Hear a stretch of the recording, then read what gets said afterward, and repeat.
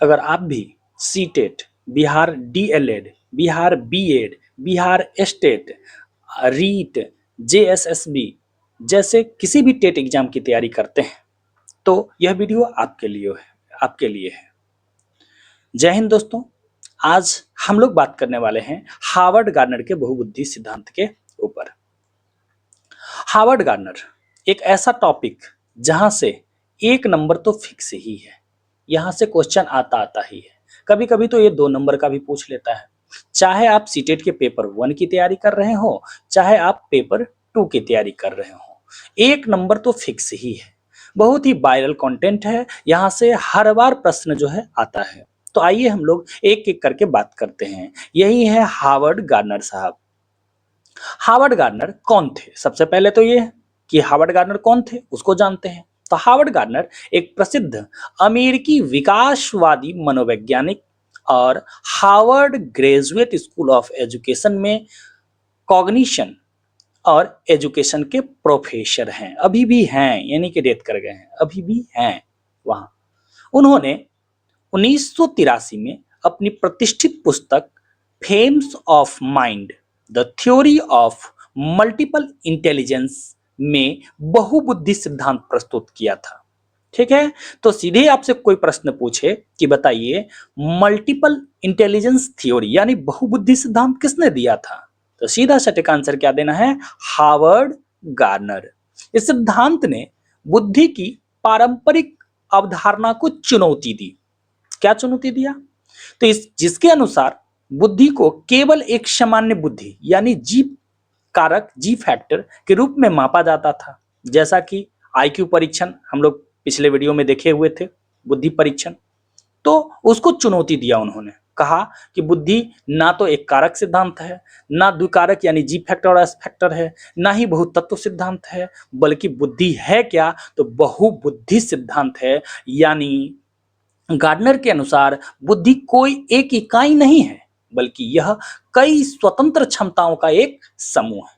उनका मानना है कि हर व्यक्ति में ये सभी बुद्धियां मौजूद होती है, लेकिन प्रत्येक व्यक्ति में उसकी मात्रा और संयोजन अद्वितीय है। यानी जितनी भी बुद्धियां हैं वो तो हर व्यक्ति में है, लेकिन उसकी जो मात्रा है या उसका जो संयोजन है वह अलग अलग है, जो व्यक्ति को क्या बना देता है? अद्वितीय बना देता है। हम लोग पढ़े हुए थे कि हर व्यक्ति यानी व्यक्ति व्यक्ति में अंतर होता है। हर व्यक्ति एक दूसरे व्यक्ति से क्या है? यूनिक है, अद्वितीय है।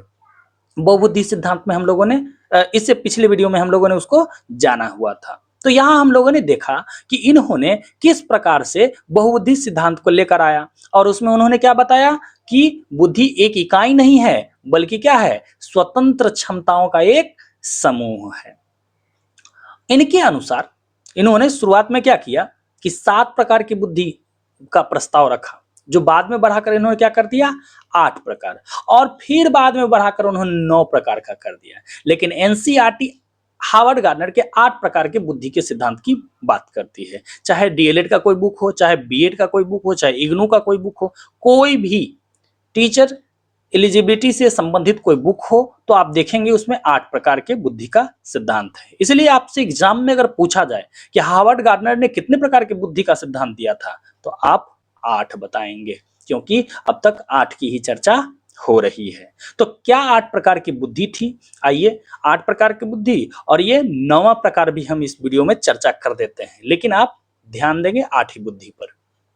हार्वर्ड गार्डनर द्वारा पहचानी गई अलग अलग बुद्धियों को हम शुरुआत करते हैं, जिसमें पहला भाषाई बुद्धि, लिंग्विस्टिक इंटेलिजेंस। भाषाई बुद्धि नाम से ही क्लियर है कि इन्हें क्या होगा? भाषा पर यानी कि शब्दों पर, भाषाओं पर लेखन का प्रभावी ढंग के उपयोग करने की क्षमता पर ज्यादा पकड़ होगा। किन पर पकड़ होगा ज्यादा? तो भाषा पर, शब्दों पर, भाषा पर, लेखनी का जो प्रभावी ढंग होता है उसको उपयोग करने की क्षमता पर इन लोगों को ज्यादा पकड़ होगा। यह बोले गए और लिखे गए शब्दों को समझने और उनके अर्थ निकालने की शक्ति में माहिर व्यक्ति होते हैं। कौन? तो जिनमें भाषाई बुद्धि अधिक होती है। वो पेशा से क्या होते हैं? तो लेखक अधिकतर ऐसे बुद्धि वाले व्यक्ति बनते हैं, या तो कवि बनते हैं, या पत्रकार बनते हैं, या कुशल वक्ता बन जाते हैं। तो यहाँ से प्रश्न कैसे आएगा? यहाँ से एक तो प्रश्न आएगा कि बताइए वो कौन सा व्यक्ति, वह व्यक्ति कौन है जिसको अपने शब्दों पर, भाषाओं पर, लेखनी पर ज़्यादा पकड़ होता है? तो सीधा हम समझ जाएंगे कि भाषा या शब्दों का बात कर रहा है तो भाषाई बुद्धि होगा। दूसरे टाइप का प्रश्न इससे पूछा जाता है कि बताइए लेखक या कवि या पत्रकार, इन लोगों में कैसी बुद्धि होती है? तो हम ध्यान देंगे कि अरे इनका लेखक है, इनकी पेशा क्या है? तो इनकी पेशा है भाषा को लेकर के, अर्थात इनमें भाषाई बुद्धि होगी। हमने तो कुछ एग्जाम्पल यहाँ पर लिख दिए हैं, लेकिन हो सकता है एग्जाम्पल में इससे ज्यादा या इससे दूसरे टाइप का भी आ जाए जो आपको भाषाई बुद्धि के पेशा से जुड़ा हुआ हो। तो आप ध्यान देंगे, जो भी क्वेश्चन आपसे पूछे आप ध्यान देंगे कि उस पेशा में सबसे ज्यादा किस चीज का उपयोग हो रहा है, उसके अनुसार से अपने बुद्धि विवेक के अनुसार से आंसर दे देंगे। अगर हम इस पेशा वाले प्रसिद्ध व्यक्ति की कुछ चर्चा कर लें जिससे कि हम जीवंत रूप से इस बात को समझ सकते हैं, तो जैसे मुंशी प्रेमचंद्र। मुंशी प्रेमचंद्र आपको पता है कि बहुत ही प्रसिद्ध लेखक थे। उसी तरह से महादेवी वर्मा, गौरा, इनकी कहानी तो आप लोग पढ़े ही होंगे, गाय वाला। अटल बिहारी वाजपेयी, वो भी आपको प्रखर वक्ता थे, कवि थे, और साथ में वो एक बड़े नेता थे। तो ये तो आपको पता ही है। तो ये जितने भी व्यक्ति, मुंशी प्रेमचंद हो, महादेवी वर्मा हो, अटल बिहारी वाजपेयी हो, या ऐसे सैकड़ों लोग जिनको अपने भाषा पर पकड़ है, वो भाषाई बुद्धि वाले व्यक्ति कहलाएंगे। जैसे यहाँ पर देखिए रामधारी सिंह दिनकर का हमने चित्र लिया है। रामधारी सिंह दिनकर, ये इन्हें राष्ट्र कवि कहा जाता है। राष्ट्र कवि रामधारी सिंह दिनकर कहा जाता है। एक ऐसे व्यक्ति हैं जो इतने अच्छे अच्छे कविता दिया इन्होंने कि पूरा भारत इन पर गर्व करता है। इन्हीं की एक दोहा में क्या बोलते हैं, एक पंक्ति को मैं दोहराता हूं, आप पहचानेंगे कि कहां से यह जुड़ा हुआ है। मैत्री की राह बताने को, सबको सुमार्ग पर लाने को, दुर्योधन को समझाने को, भीषण विध्वंस मचाने को, भगवान हस्तिनापुर आए, पांडव का संदेशा लाए। दो न्याय अगर तो आधा दो, पर इसमें भी यदि बाधा हो तो दे दो केवल 5 ग्राम, रखो अपनी धरती तमाम। हम वही खुशी से खाएंगे, परिजन पर असी न उठाएंगे। दुर्योधन वह भी दे न सका, आशीष समाज की ले न सका, उल्टे हरि को बांधने चला। बताइए कितना गजब इन्होंने लिखा है। इस तरह से इन्होंने बहुत सारी चीजों को लिखा है। और ये जो हमने अभी कविता पढ़ के सुनाई आपको, यह महाभारत से रिलेटेड था। और कितना अच्छा इन्होंने अपने शब्दों में वर्णन किया है, सरल शब्दों में, जिससे एकदम क्लियर हो जाता है हमें कि उसमें क्या कही गई है। यूं ही नहीं कोई रामधारी सिंह दिनकर बन जाता है, यूं ही नहीं कोई राष्ट्र कवि बन जाता है। भाषा पर पकड़ ही इन्हें जो है राष्ट्र कवि बनाती है। तो दोस्तों ये क्लियर हो चुकी होगी आपको कि भाषाई बुद्धि का मतलब क्या होगा। चलिए तो हम अगली बुद्धि को देखते हैं, तार्किक गणितीय बुद्धि, लॉजिकल मैथमेटिकल इंटेलिजेंस। क्या होता है भाई तार्किक गणितीय बुद्धि? तो जिनको गणित पे ज्यादा पकड़ होता है, जैसे कि जिनमें तर्क करने की क्षमता ज्यादा होती है, अमूर्त विचार। याद होगा पिछले वीडियो में हमने बात किया था मूर्त और अमूर्त बुद्धि। मूर्त जो हमारे सामने है, प्रत्यक्ष रूप से है, वास्तविक रूप में है, और अमूर्त जो हमारे सामने नहीं है। जैसे मान के चलिए कि ट्रेन मेरे सामने नहीं है, लेकिन जैसे ही हम ट्रेन का नाम सुनते हैं तो हमारे मानस पटल पे उसका चित्र खींच आता है, तो वो हमारा मूर्त बुद्धि हुआ। यानी कि वे व्यक्ति जो अधिक तर्क करते हैं, जिनके अंदर अमूर्त विचार होता है, समस्या का समाधान, प्रॉब्लम सॉल्विंग जो है क्षमता जिनमें ज्यादा होती है, और जटिल गणनाएं करने की भी क्षमता होती है। जटिल मतलब कठिन कठिन उलझा हुआ प्रश्न सब बना लेते हैं, और यह पैटर्न और संबंधों को पहचानने की भी क्षमता रखते हैं। पैटर्न पैटर्न जो आप लोग रीजनिंग में पढ़ते हैं। तो क्या क्या होगा इनके अंदर गुण? गणित तार्किक बुद्धि, गणितीय बुद्धि वाले, लॉजिकल मैथमेटिकल इंटेलिजेंस वाले में तो तर्क करने की क्षमता ज्यादा होगी, अमूर्त विचार ज्यादा होगा, समस्या समाधान ज्यादा होगी, जटिल गणनाएं करने की क्षमता होगी, पैटर्न पहचानने की क्षमता होगी इनके अंदर। तो ऐसे व्यक्ति क्या बनेंगे? तो वैज्ञानिक बनेंगे, गणितज्ञ बनेंगे, इंजीनियर बनेंगे, या प्रोग्रामर बनेंगे, ईटीसी और भी बहुत कुछ, बहुत पेशा बस तर्क वही लगाना है जो हमने पहले क्वेश्चन में बताया था। पहला क्वेश्चन आपको पूछा जाएगा कि बताइए जिनके अंदर तर्क करने की क्षमता ज्यादा, अमूर्त विचार, समस्या समाधान, जटिल गणनाएं करने की क्षमता, पैटर्न पहचानने की क्षमता होगी, वो कौन होंगे। तो उदाहरण दिया रहेगा, ऑप्शन दिया रहेगा, उसमें वैज्ञानिक होगा या गणितीय तार्किक बुद्धि दे दिया गया होगा, तो वहां से बताएंगे। दूसरा एग्जाम्पल लेकर पूछेगा आपको, वैज्ञानिक, गणितीय तर्क, इंजीनियर, प्रोग्रामर, ये जो व्यक्ति होते हैं उनके अंदर कौन सी बुद्धि होती है, तो हम आंसर देंगे तार्किक गणितीय बुद्धि। तो अब तक आप समझ चुके होंगे कि क्वेश्चन कैसे पूछा जाता है यहां से। ऐसे पेशा वाले कुछ व्यक्ति का मैंने नाम लिया है, जैसे कि श्रीनिवास रामानुजम, आपको पता ही है कि रामानुजम वो व्यक्ति थे जो स्वशिक्षित भारतीय गणितज्ञ थे। सीवी रमन की बात कर लीजिए, या यहाँ हमने जो लिया है doctor APJ Abdul Kalam, missile man के नाम से प्रसिद्ध व्यक्ति, उनके अंदर भी गणित, तार्किक गणितीय बुद्धि थी। तो आप अपने बुद्धि विवेक से जो हमने एविडेंस दिया उसके आधार पर आराम से जो है आप तर्क लगा सकते हैं कि यह किस प्रकार की बुद्धि है। तो अगला देखते हैं हम लोग स्थानिक बुद्धि। स्थानिक बुद्धि स्पिरिचुअल इंटेलिजेंस। देखिए ये हिंदी में अलग अलग नाम आएगा, 8 बुद्धि का हम बता दे रहे हैं कि अलग अलग हिंदी में नाम आएगा। आप इंग्लिश ज्यादा जो है रेकमेंड करिएगा, हिंदी के साथ साथ अंग्रेजी जरूर याद रखिएगा, क्योंकि इंग्लिश नहीं बदलेगा, हिंदी बदल जाएगा और स्थानीय की जगह कुछ दूसरा पूछ देगा आपको। ठीक है, तो हम इसको समझते हैं स्थानिक बुद्धि यानी कि स्पेटियल इंटेलिजेंस के बारे में। इसके अंदर क्या होगा, तो दृश्य और स्थानिक दुनिया को सटीक रूप से समझने, कल्पना करने और वस्तुओं को मानसिक रूप में घुमाने की क्षमता होती है। यानी कि किसी भी चीज को अगर एक बार वो देख लें तो उनके माइंड में क्या हो जाता है ना कि सचित्र, उनका जो है पूरा चित्र जो है उनके दिमाग में खिंच जाता है। उसका बनावट, उसका हाइट, उसका रंग रूप, उसकी सिचुएशन पूरी तरीका से उनके दिमाग में खिंच जाता है, जिसके कारण वो क्या करते हैं ना कि काल्पनिक रूप से अपने दिमाग में एक छवि बनाकर तैयार कर लेते हैं, जिसके कारण ये लोग क्या होते हैं, आर्किटेक्चर, हमारा भवन, बिल्डिंग बनाने वाला छोटे से जगहों में कितना अच्छा नक्शा बनाकर तैयार कर देता है। तो वो क्यों कर पाता है, क्योंकि उसको स्थानिक बुद्धि है, उसके अंदर जो है स्थानों की समझ अधिक है। चित्रकार, जैसे यहाँ देखिए ये देवेंद्रनाथ टैगोर हैं जो भारत माता का चित्र बनाते हुए दिखाए गए हैं। यहाँ पर वो भारत माता का चित्र बनाए हुए थे देवेंद्रनाथ टैगोर। इस तरह से सैकड़ों लोग, हजारों लोग जो पेंटिंग के काम में हैं, उनके अंदर क्या है, तो उनके अंदर आपका जो है स्थानिक बुद्धि है। तारे ज़मीं पे जो फिल्म आपने देखा था, नहीं अगर देखें तो जरूर देख लेंगे क्योंकि वो टीचिंग से ही रिलेटेड है। तारे ज़मीं पे फिल्म जो आपने देखा था उसमें भी देखे होंगे कि टीचर और वो स्टूडेंट दोनों एक बेहतर चित्रकार होता है। तो बच्चों के अंदर भी यह क्षमता जो है हमें बढ़ानी चाहिए। इसके बारे में डीएलएड, सीटेट और बीएड जैसे तमाम जो है टेट एग्जाम्स जो है कहता है कि बच्चों के अंदर जो है चित्रकारी जो है बढ़ानी चाहिए। मूर्तिकार, नाविक, ये सब इसके उदाहरण हो जाएंगे, किसके, स्थानिक बुद्धि वाले। अब इसके उदाहरण जैसे कुछ व्यक्ति का हमने नाम लिया है, जैसे एम.एफ. हुसैन जो एक प्रसिद्ध चित्रकार थे, सतीश गुजराल जो एक वास्तुकार और कलाकार थे। यहाँ एक उदाहरण आपने ही देख ही लिया, देवेंद्रनाथ टैगोर।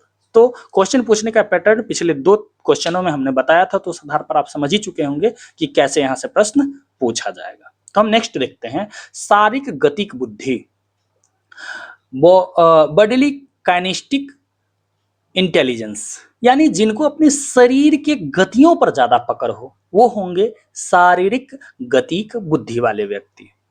अपने शरीर या उनके हिस्सों का उपयोग करके समस्याओं को हल करने, उत्पाद बनाने या कुशलता प्रदर्शित करने की क्षमता इन व्यक्तियों के अंदर ज्यादा होती है। अपने शरीर पर पकड़ करके वो कुछ भी जो है प्रदर्शित करते हैं। ऐसे लोग क्या बनते हैं, तो एथलीट बनते हैं, नर्तक यानी कि डांसर, जैसे हीरो हीरोइन भी इसी के अंदर आ जाएगा। सर्जन, शल्य चिकित्सक जो होते हैं यानी कि चीर फाड़ करने वाला जो डॉक्टर होते हैं। अभिनेता, अभिनेत्री, कोई खिलाड़ी, जैसे यहाँ देख लीजिए विराट कोहली हैं, जैसे आपका नीरज चोपड़ा हो सकते हैं। इस तरह से तमाम खिलाड़ी इसके अंदर आ जाएंगे और अभी हीरो हीरोइन आ जाएंगे जो डांस कर रहे हैं। तो वो डांस वाले लोग भी आ जाएंगे। एथलीट्स जो लंबा दौड़ वगैरह लगाते हैं वो लोग भी आ जाएंगे, जैसे भाग मिल्खा भाग है, वो सब इसके अंदर आ जाएगा। जैसे सचिन तेंदुलकर को ले लीजिए, पीवी सिंधु को ले लीजिए, बिरजू महाराज जो कि एक डांसर थे उनको ले लीजिए, ये सभी किसमें आ जाएंगे, तो शारीरिक गतिक बुद्धि। आपने इसका थीम समझ गया शारीरिक गतिक बुद्धि का, कि जिनको अपने शरीर पर ज्यादा पकड़ होगा। देखिए भाई, समझाने के लिए हमने कुछ उदाहरण यहाँ पर लिया है, लेकिन एग्जाम में इससे परे भी आएगा, तो वहां पे आपको इसके थीम ही काम आएंगे, उसको समझ करके आपको रखना है। नेक्स्ट है आपका संगीतज्ञ बुद्धि, यानी म्यूजिकल इंटेलिजेंस। क्या होता है, तो संगीतज्ञ, नाम ही बोल दिया कि जिनको संगीतज्ञ की बुद्धि है, यानी कि संगीत की बुद्धि है। उन्हें लय, पिच, स्वर, संगीत के पैटर्नों को पहचानने, उनकी रचना करने, उनका आनंद लेने की क्षमता होती है। उन्हें कहते हैं संगीतज्ञ बुद्धि वाले, यानी संगीत की लय, सुर, तान, इन सब की ज्यादा अच्छा पकड़ होती है। ऐसे लोग क्या बनते हैं, तो संगीतकार बनते हैं, गायक बनते हैं, संगीत समीक्षक बनते हैं, या कॉमेडियन बनते हैं। तो संगीत की जिनको ज्यादा पकड़ होगी वो इस तरह के लक्षणों को प्रदर्शित करेंगे। जैसे A.R. रहमान साहब को ले लीजिए, लता मंगेशकर को ले लीजिए, पंडित रविशंकर, ये पंडित रविशंकर प्रसाद हैं जो आपको सितार बजाते हुए यहाँ पर दिख रहे हैं। शारदा सिन्हा को ले लीजिए, पवन सिंह को ले लीजिए, खेसारी लाल को ले लीजिए, या और भी बड़े बड़े जो है बॉलीवुड, टॉलीवुड जैसे कोई भी फिर दुनिया में रहने वाले संगीतज्ञ को ले लीजिए, जिनके अंदर संगीत की अच्छी पकड़ है। जैसे आप राजू श्रीवास्तव को ले सकते हैं, अच्छे कॉमेडियन थे वो। तो ये सब संगीतज्ञ बुद्धि वाले होंगे। थीम समझ चुके होंगे, जिनके अंदर क्या होगी, संगीत की अच्छी पकड़ होगी और समझ होगी, वो क्या होंगे, संगीतज्ञ बुद्धि वाले व्यक्ति होंगे। तो नेक्स्ट समझते हैं हम लोग अंतराव्यक्तिक और अंतर व्यक्तिक और अंतराव्यक्तिक, इंटरपर्सनल इंटेलिजेंस और इंट्रापर्सनल इंटेलिजेंस। दोस्त, ये है most VVI question, very very important, star लगाने वाला क्वेश्चन है, इसे मत भूलिएगा, क्योंकि ये हार्वर्ड गार्डनर के बहुबुद्धि सिद्धांत का जान है, यहां से क्वेश्चन आता ही आता रहता है। तो देखिए, अंतरव्यक्तिक और अंतराव्यक्तिक, नाम में भी अंतर है, ठीक है। अंतरव्यक्तिक, अंतराव्यक्तिक, मैं रिकमेंड करूंगा आप अंग्रेजी में याद करें। इंटरपर्सनल और इंट्रापर्सनल। इंटर किस में, इंटर तो दूसरे में इंटर, ऐसे याद रखेंगे। ये किस में है, दूसरों में है, दूसरों की समझ ये रखने वाला व्यक्ति है, दूसरों में इंटर कर रहा है। और इंट्रा किस में, इंट्रा तो स्वयं में इंटर कर रहा है, इसीलिए स्वयं में वाली बुद्धि है। इंटर किस में है भाई, तो दूसरों में है। इंट्रा किस में है, तो स्वयं में है। क्या है अंतरव्यक्तिक यानी कि इंटरपर्सनल, तो दूसरों के मूड, उनके इरादे, उनकी प्रेरणा, उनकी भावनाओं को समझने और उनके साथ प्रभावी ढंग से बातचीत करने की जो क्षमता होगी, उसे हम लोग क्या कहते हैं, अंतरव्यक्तिक बुद्धि वाले व्यक्ति। यानी दूसरे के मूड को समझेगा, दूसरे के इरादों को, प्रेरणाओं को, भावनाओं को, यानी दूसरे के मन को रीड कर जाता है। इसलिए हमने यहाँ भी लिख दिया है, दूसरे के मन को समझने वाला व्यक्ति इंटरपर्सनल होगा। अब ऐसे व्यक्ति होंगे कौन, तो नेता हो जाएंगे, या शिक्षक हो जाएंगे, या परामर्शदाता हो जाएंगे, एडवाइजर, या राजनीतिज्ञ हो जाएंगे। जैसे यहाँ देखिए, आप इनको पहचानते ही होंगे, अब्राहम लिंकन। इनका एक वाक्य तो बहुत ही ज्यादा जो है फेमस है कि लोकतंत्र जनता के लिए और जनता के द्वारा बनाई गई एक शासन व्यवस्था है।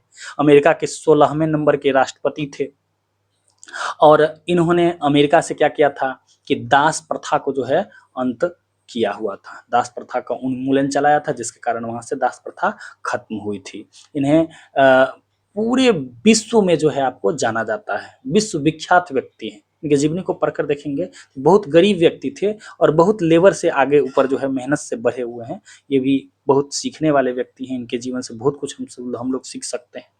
तो इनको एक बार अगर समय मिले तो जरूर देखेंगे आप लोग।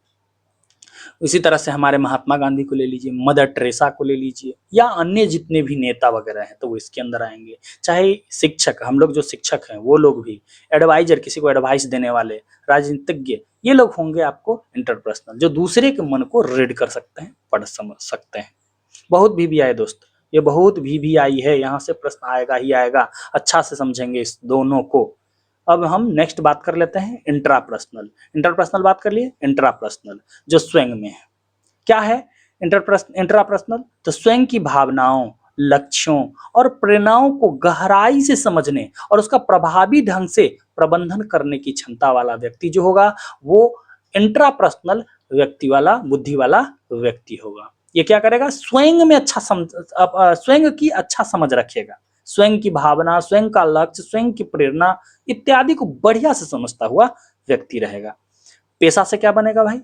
तो ये दार्शनिक बन जाएगा, या तो आध्यात्मिक नेता होते हैं या आत्मचिंतन वाले व्यक्ति होते हैं। जैसे उदाहरण के तौर पर ये स्वामी विवेकानंद को लीजिए।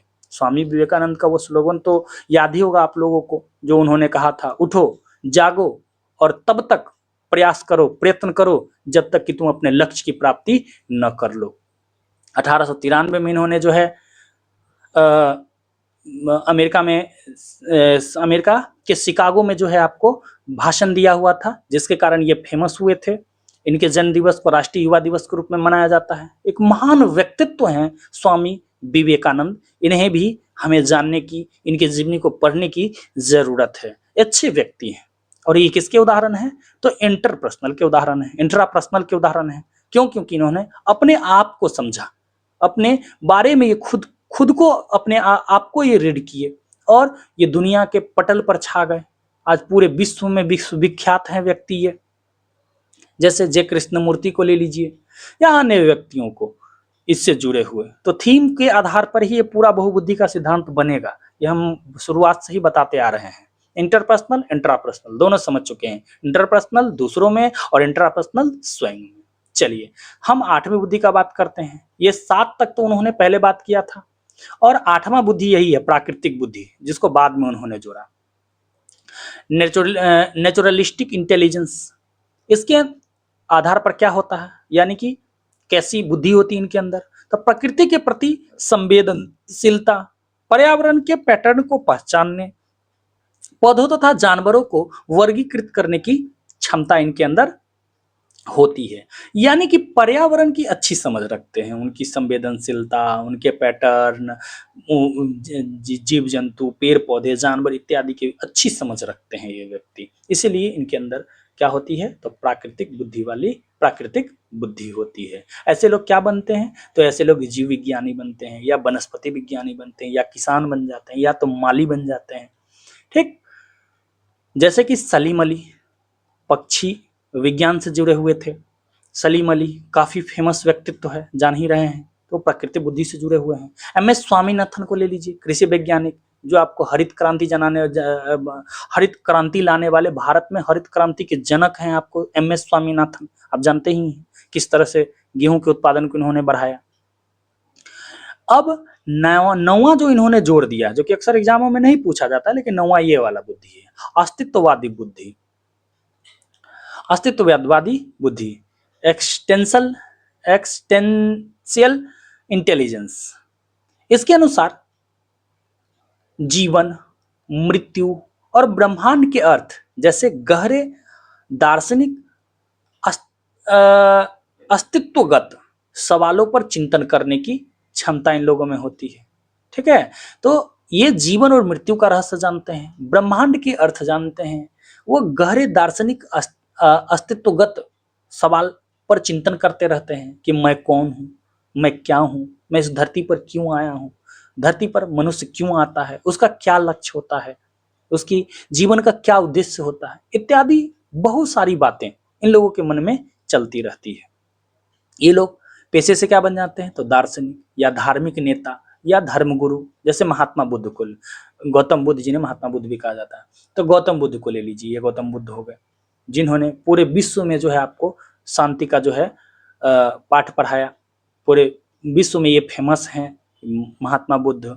और इनका जन्म लुम्बिनी नेपाल में हुआ था, लेकिन ज्ञान की प्राप्ति जो है बोध गया में हुई थी। आदि सारी बातें आप जानते ही हैं इनके बारे में, नहीं जानते हैं तो एक बार जरूर पढ़ें, क्योंकि ये जो है फेमस व्यक्तित्व हैं Gautam Buddha. Light of Asia के नाम से इन्हें जाना जाता है। लाइट ऑफ एशिया किनको कहा जाता है? यानी एशिया का प्रकाश पुंज, तो ये महात्मा बुद्ध को ही कहा जाता है। जैसे ओशो को ले लीजिए, वो भी इसी तरह के व्यक्ति हैं। सदगुरु को ले लीजिए, आदि आदि व्यक्तित्व जिनके अंदर क्या होगा, जन्म मरण की क्षमता, यानी कि क्या बोलते हैं, धार्मिक व्यक्तित्व, जन्म मृत्यु इन सब से जुड़े हुए, भगवान हैं या नहीं है, इन रहस्यवादी चीजों की ज्ञान जिनके अंदर होगी वो अस्तित्ववादी वाले व्यक्ति हो जाएंगे। तो 9 प्रकार की बुद्धि हम सरसरी निगाह से देखते हैं। भाषाई बुद्धि, जिनको भाषा पर अधिक पकड़ होगी। तार्किक गणितीय बुद्धि, जिनमें तर्क करने, अमूर्त चिंतन, समस्या समाधान, जटिल गणनाएं करने की क्षमता होगी। स्थानिक बुद्धि, जिनको स्थान के बारे में अच्छा समझ होगा, चित्रकार, मूर्तिकार, नाविक इत्यादि। सारी गणितिक बुद्धि वाले व्यक्ति, जिनको अपने शरीर पर अच्छा पकड़ होगा, जैसे कि एथलीट्स, नर्तक, सर्जन, अभिनेता वगैरह, हीरो हीरोइन वगैरह। गणितज्ञ बुद्धि वाले, तो जिनको अपने म्यूजिक के बारे में, लय, सुर, तान इत्यादि की अच्छी समझ होगी, जैसे कि संगीतकार, गायक, संगीत समीक्षक या कॉमेडियन इत्यादि। अंतरव्यक्तिक, तो अंतर्व्यक्ति इंटरपर्सनल, जो दूसरों के बारे में अच्छा समझ रखे, जैसे कि नेता, शिक्षक, परामर्शदाता, राजनीतिज्ञ इत्यादि। अंतराव्यक्तिक इंट्रापर्सनल, जो स्वयं में अच्छा समझ रखे, स्वयं के बारे में, जो आप, जैसे कि आपको दार्शनिक, आध्यात्मिक नेता, आत्मचिंतन वाले व्यक्ति। प्राकृतिक बुद्धि, यानी कि प्रकृति के बारे में अच्छा समझ रखने वाले व्यक्ति, जैसे कि आपका जीव विज्ञानी, वनस्पति विज्ञानी, किसान, माली इत्यादि। अस्तित्ववादी बुद्धि वाले व्यक्ति, जो जन्म मृत्यु के बारे में, भगवान के रहस्य इत्यादि के बारे में, ब्रह्मांड के रहस्य इत्यादि के बारे में अच्छी समझ रखते हों या उसके बारे में चिंतन करते रहते हों, जैसे दार्शनिक या धार्मिक नेता या धर्मगुरु गौतम बुद्ध वगैरह जो है इसके अंदर आएंगे। तो ये आपको सभी प्रकार के बहुबुद्धि हार्वर्ड गार्नर के द्वारा सुझाई गई अब तक के सभी प्रकार के बहुबुद्धि सिद्धांत को हमने कंप्लीटली बता दिया। अब हम इसके शैक्षणिक महत्व को समझते हैं कि यह एक टीचर को क्यों जानना चाहिए। हार्वर्ड गार्नर के बहुबुद्धि सिद्धांत शिक्षा के क्षेत्र में बहुत लोकप्रिय हुआ है। यह शिक्षकों को यह समझने में मदद करता है कि छात्र अलग अलग तरीके से सीखते हैं। हर बच्चा अलग अलग तरीका से सीखता है। इसलिए आप देखेंगे विभेदी शिक्षण करके एक सीटेट में खूब क्वेश्चन पूछा जाता है। विभेदी शिक्षण क्या होता है? विभेदी शिक्षण करके जो एक क्वेश्चन पूछा जाता है, उसका मतलब ही है कि हर व्यक्ति में सीखने की अलग अलग अपनी क्षमता है और उसके जरूरत के अनुसार से पढ़ाना या सिखाना ही विभेदी शिक्षण कहलाता है। इसलिए शिक्षण पद्धतियों और मूल्यांकन को भी क्या होनी चाहिए? विविध होना चाहिए। पॉजिटिव नेगेटिव टैग वर्ड में हम आपको विविध बताए होंगे। विभिन्न, विविध नहीं देखे हैं वीडियो तो जाकर के पॉजिटिव नेगेटिव टैग वर्ड पर वीडियो मेरा बना हुआ है, उसको जरूर देख ले क्योंकि बहुत काम का चीज है वो। तो ये बात आप समझ चुके बढ़िया से कि हर व्यक्ति, हर बच्चा के अंदर समझने की जो क्षमता है वो अलग अलग है, जिसके कारण उन्हें अलग अलग पद्धतियों या अलग अलग मूल्यांकन के तरीकों से पढ़ानी चाहिए। यह सिद्धांत इस बात पर जोर देता है कि हर बच्चे में क्षमताएं होती है। हर बच्चा अपने आप में यूनिक है। किसी को आप ये नहीं कह सकते कि अक्षम है। हर व्यक्ति के अंदर क्षमता है। हो सकता है किसी के अंदर थोड़ा ज्यादा होगा और किसी के थोड़ा अंदर तो जो है थोड़ा कम होगा। कोई तेजी में किसी काम को कर लेता होगा, कोई धीरे से कोई काम को करता होगा, लेकिन क्षमता हर व्यक्ति के अंदर है। कक्षा में केवल एक प्रकार की बुद्धि जैसे तार्किक या भाषाई बुद्धि पर ध्यान केंद्रित करने के बजाय क्या करनी चाहिए? तो सभी प्रकार की बुद्धियों को पोषित करनी चाहिए। सभी प्रकार के बुद्धि को पोषित करना चाहिए। इसलिए देखेंगे कि एनईपी क्या बात करता है? एनईपी बात करता है, एनईपी 2020 क्या करता है? 2020 बात करता है आपको 360 डिग्री 360 डिग्री रिपोर्ट कार्ड का बात करता है। कहता है कि 360 डिग्री पर रिपोर्ट कार्ड आनी चाहिए। क्यों? क्योंकि उसके अंदर सभी प्रकार का बुद्धि जो है पोषित हुई या नहीं हुई इसकी जांच करने के लिए। इनकी आलोचना से भी एक बार प्रश्न आता है। एक प्रश्न यहां से भी आता है। कई बार आपको बहुबुद्धि सिद्धांत नहीं पूछ देगा बल्कि उसकी आलोचना पूछ देगा। जो देखिए इनकी वैधता पर सबसे ज्यादा प्रश्न उठाया गया था। कैसे? तो वो हम एक एक करके बात करते हैं।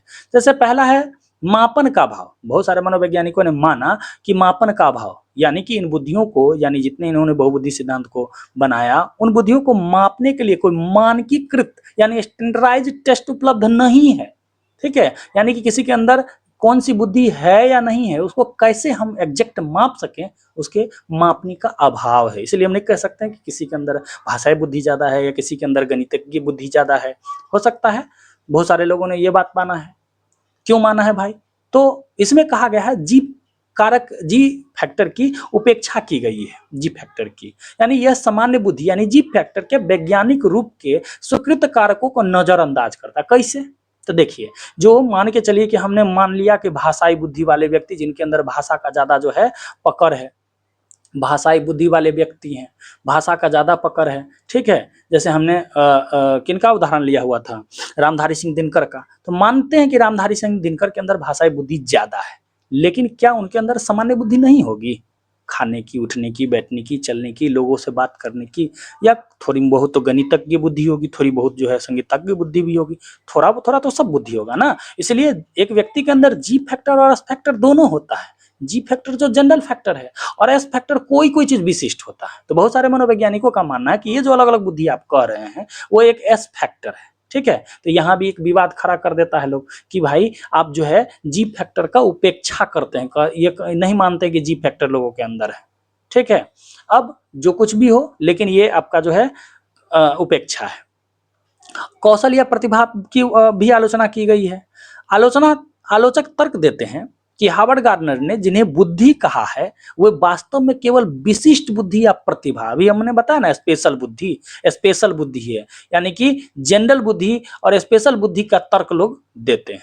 एट रिजल्ट, आपको आलोचना अगर पूछा जाएगा तो आप आलोचना में क्या कहेंगे? आप आलोचना में बहुबुद्धि सिद्धांत के आलोचना में अगर आपसे पूछा जाए कि बताइए बहुबुद्धि सिद्धांत के आलोचना में क्या कहा गया था, तो आप कहेंगे कि बहुबुद्धि सिद्धांत को वैलिड नहीं माना जा सकता है। क्यों? क्योंकि इसे जो है स्पष्ट रूप से मापा नहीं जा सकता है, ठीक है। इसे वैलिड नहीं माना जा सकता है। क्यों? क्योंकि इसे स्पष्ट रूप से मापा नहीं जा सकता है।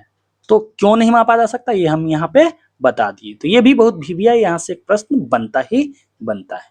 अंत में देखते हैं हम एमसीक्यू कि आपने क्या सीखा, कितनी बातें आपको समझ में आई। पहला क्वेश्चन है आपका बहुबुद्धि सिद्धांत का, यानी बहुबुद्धि सिद्धांत यानी मल्टीपल इंटेलिजेंस थ्योरी किसने प्रस्तुत की थी, यानी कि किसने यह सूत्र दिया हुआ था, किसने यह सूत्र दिया था बहुबुद्धि सिद्धांत। तो अभी हम लोग पढ़ के आए हार्वर्ड गार्डनर। जीन पियाजे तो संज्ञानात्मक विकास का सिद्धांत देते हैं, ले बायगोस्की तो सामाजिक विकास का सिद्धांत देते हैं, कोहलबर्ग तो नैतिक विकास का सिद्धांत देते हैं। बहुबुद्धि सिद्धांत किसने दिया? तो हार्वर्ड गार्डनर ने दिया। पहले 7 बुद्धि, फिर 8 बुद्धि, 7 से 8 और बाद में 9 बुद्धि, सबसे ज्यादा 8 बुद्धि के बारे में चर्चा जो अभी हम लोगों ने किया है। नेक्स्ट क्वेश्चन है आपका कि हार्वर्ड गार्डनर ने सबसे पहले अपनी पुस्तक फ्रेम ऑफ माइंड में कितनी बुद्धियों का वर्णन किया? तो अभी हमने बताया कि पहले 7, फिर 8 और बाद में 9 प्रकार की बुद्धि का चर्चा किया। तो सबसे पहले का बात अगर पूछा है तो 7 इसका आंसर हो जाएगा। निम्नलिखित में कौन सी बुद्धि बाद में जोड़ी गई? तो बाद में प्राकृतिक बुद्धि जो है 8वां बुद्धि के रूप में जोड़ा गया, प्राकृतिक बुद्धि को। अगला है आपका गणितीय प्रश्नों का हल करना किस प्रकार की बुद्धि है? तो अभी हम लोग पढ़ करके आए कि तर्क करने का बुद्धि होगा, गणितज्ञ बुद्धि ज्यादा होगा, अमूर्त चिंतन वाली बुद्धि जिसके अंदर होगी वो तार्किक गणितीय बुद्धि वाले व्यक्ति होंगे। भाषाई स्थानिक तो उनको जो मूर्तिकार चित्रकार वगैरह हो जाएंगे ना, उनको स्थानों की अच्छी पकड़ होगी। भाषाओं पर अच्छा पकड़ होगा तो भाषिक बुद्धि वाले। अंतरा व्यक्तिक जो होंगे इंट्रापर्सनल, जो दूसरे के अंदर अच्छा पकड़ रखते हो। तो यहाँ आंसर क्या हो जाएगा आपका? तार्किक गणितीय बुद्धि।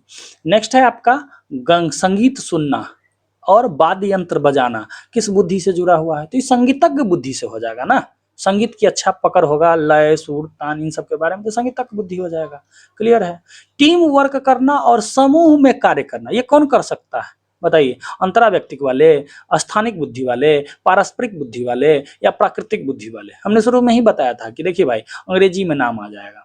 यहाँ अंतरा व्यक्तिक जो है यहाँ बात किया गया, अंतरा व्यक्तिक बुद्धि वाले या अंतर व्यक्तिक बुद्धि वाले। तो देखिए एक बार फिर से हम समझते हैं, क्योंकि हमने बताया था कि बहुत वीवीआई पॉइंट है इंटरपर्सनल और इंट्रापर्सनल। देखिए अंतर व्यक्तिक और अंतरा व्यक्तिक, अंतरा व्यक्तिक जो है यहाँ पे इंटरपर्सनल, ये दूसरों स्वयं में अच्छा समझ रखता है ना, स्वयं में अच्छा समझ रखता है। और अंतर व्यक्तिक यह दूसरों में अच्छा समझ रखता है। तो यहाँ जो प्रश्न हमसे पूछा गया था, हम लोगों से पूछा गया था कि टीम वर्क करना और समूह में कार्य करना किस बुद्धि का उदाहरण है? क्या अंतरा व्यक्तिक का, क्या स्थानिक बुद्धि का, क्या पारस्परिक बुद्धि का, क्या जो है प्राकृतिक बुद्धि का? तो क्या आंसर होगा? पारस्परिक बुद्धि का उदाहरण होगा। यहाँ अंतरा व्यक्तिक नहीं होगा, अंतरा व्यक्तिक नहीं होगा। इसका आंसर क्या हो जाएगा? पारस्परिक बुद्धि, जो दूसरों के अंदर होता है, दूसरों की समझ अच्छा रखता है। दूसरों के अंदर नहीं होता है, बोले होता अपने ही अंदर है, लेकिन दूसरों के बारे में अच्छा समझ रखता है। क्वेश्चन नंबर 7 को देखते हैं। अपने विचारों और भावनाओं को समझना किस प्रकार की बुद्धि, तो अपने विचार ना, किसको समझ रहा है, अपने विचार और भावनाओं को समझ रहा है। तो इसके अंदर क्या होगा, अंतराव्यक्तिक, पारस्परिक, भाषिक बुद्धि या तार्किक बुद्धि। तो इसका आंसर क्या हो जाएगा, अंतरानुभूतिपूर्ण बुद्धि, यानी कि इंटरपर्सनल, दूसरों के बारे में अच्छा समझ रखने वाला व्यक्ति, यही इसका आंसर होगा। नेक्स्ट क्वेश्चन है कि बागवानी, पौधों और जानवरों से लगाव रखने वाला बच्चा किस बुद्धि में अधिक सक्षम होगा। तो यह किस मतलब प्रकृति से जुड़ा हुआ है, यानी इसके अंदर क्या होगा, प्रकृतिवादी बुद्धि होगा, संगीतात्मक बुद्धि, स्थानिक बुद्धि, तार्किक बुद्धि नहीं होगी।